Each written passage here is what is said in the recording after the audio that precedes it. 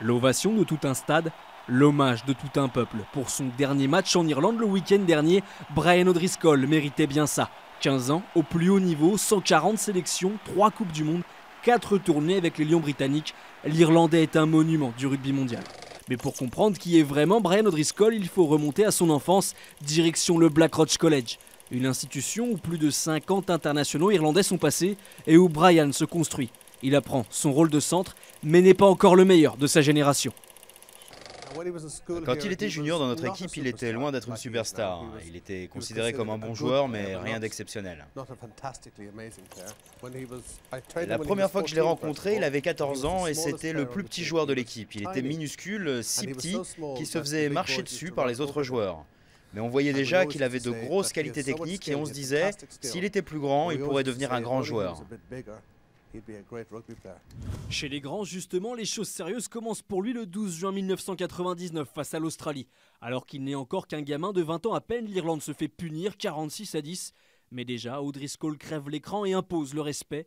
Il repart de Brisbane avec 2 maillots, celui de Dan Herbert et de Tim Moran, la paire de centres, championne du monde en titre. Un respect de ses adversaires qui ne le quittera pas tout au long de sa carrière. C'est un grand joueur, un grand servant du rugby irlandais et du rugby mondial. Je l'ai vu arriver comme vous il y a quelques années, il y a une paire d'années au Stade de France. Il était inconnu, il marque 3 essais. Et il aurait pu être français parce qu'un flair incroyable, une capacité à faire vivre le ballon, à faire des passes après contact. Je crois que c'est un grand joueur, capitaine des Lions britanniques, capitaine de l'équipe d'Irlande. Et c'est quelqu'un qui a énormément amené au rugby mondial.